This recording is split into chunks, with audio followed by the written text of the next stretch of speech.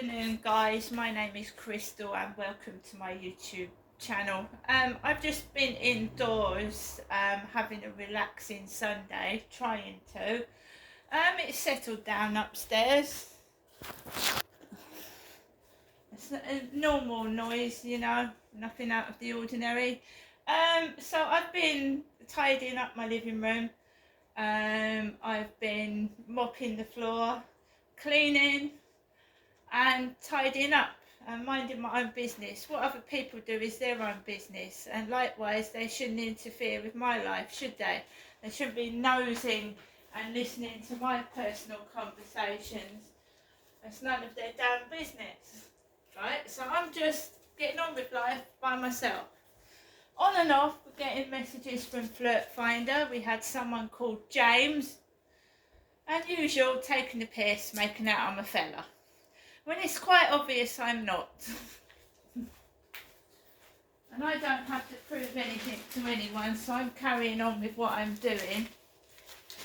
So the second piece that I want to go through in the Sunday Mail today, this is page 14 of the Mail on Sunday, by Chris Hastings and Mark Hookham. Revealed Palace's explosive letter to the BBC 4 days before Bashirs' interview with Diana. The BBC is refusing to release a potentially explosive letter it received from Buckingham Palace just days before it broadcast Martin Bashirs' bombshell panorama interview with Princess Diana. The Mail on Sunday can reveal that the document, which has remained hidden in BBC archives for 3 decades, was sent to the then Director General, John Burt, 4 days before the 1995 broadcast. It was written at a time of extraordinary tension between the Palace and the BBC.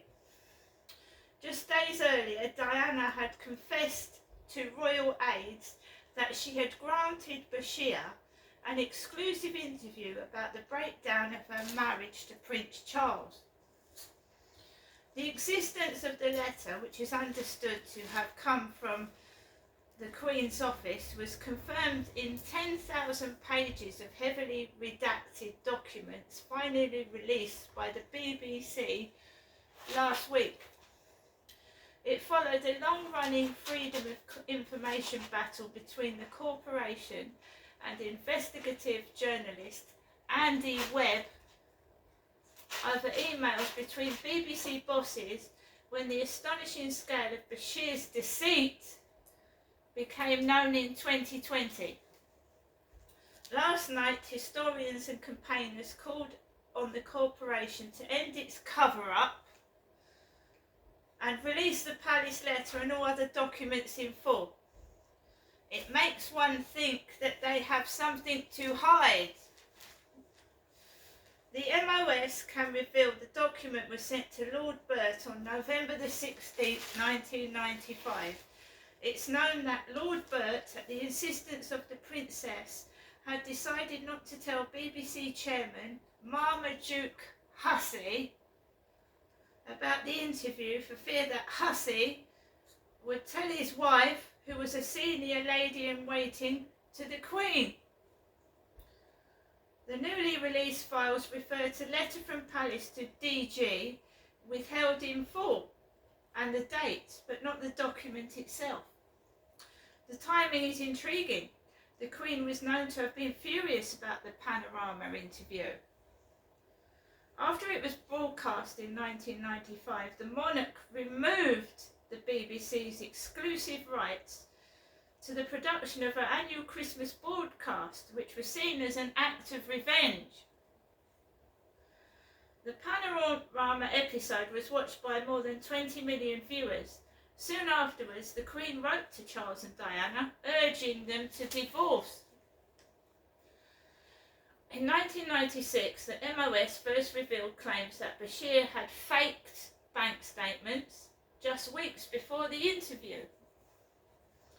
BBC bosses, including head of news Tony Hall, conducted a whitewash inquiry at the time and cleared Bashir of any wrongdoing.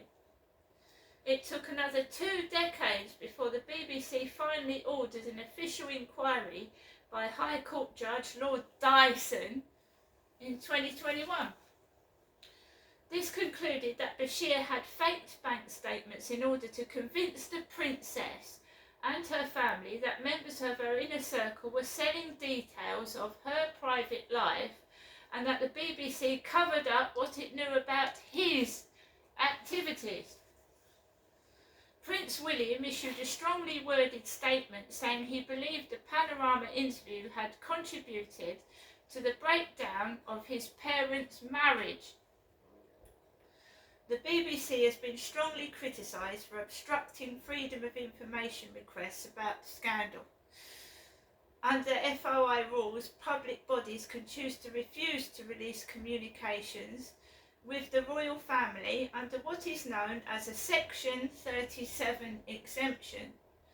But Freedom of Information campaigners and even the Information Commissioner's Office last night said the BBC was not obliged to cite the exemptions and could release it in full if it wanted. Maurice Frankel of the Campaign for Freedom of Information said, "The BBC are free to disclose this letter from the palace should they wish, and I think they should. It's a matter of real public interest." Royal biographer Hugo Vickers added, "It could of course be that the letter is perfectly harmless, but the BBC's refusal to release it makes one think they have something to hide." A spokesman for the Information Commissioner's Office said it was up to public bodies to consider each request they receive and whether they should release that information. Buckingham Palace declined to comment. Lord Burt was unavailable for comments. A BBC spokesman said, "We take our responsibilities under the Freedom of Information Act extremely seriously. This specific exemption covers correspondence with the royal household, recognising the need for all parties to have a safe space to ensure a free and frank exchange of information." And it's gone on to say, "Why isn't the board asking questions?" And this is by Andy Webb, a journalist in Freedom of Information battle with the BBC. The BBC's handling of the Bashir scandal is full of unanswered questions. One of the biggest is, who's watching what the BBC bosses are up to? When a private company goes off the rails, the shareholders can march in and demand a halt. The closest we have heard to that with the BBC is the board. This has 14 members. 4 of them, the corporation's topmost bosses, the rest outsiders, academics, bankers, lawyers and media bigwigs. 3 are knights, 1 a dame, and their job is to hold the executives to account. So what do these outsiders make of the fact that board member, BBC Director General Tim Davey has spent more than £150,000 to keep 3,000 documents linked to Martin Bashir's infamous interview with Princess Diana under wraps? So there's Martin Bashir now, not looking so hot as he was back then, was he? With his baseball cap on, a very much similar one to my neighbour next door, who went out this morning on the field where I went yesterday. My neighbour has got the same colour baseball cap on as Martin Bashir. Not the neighbour upstairs, the neighbour to the right hand side of myself. There is something they're hiding, guys, and it's about time they let it all out before it escapes itself. See you later.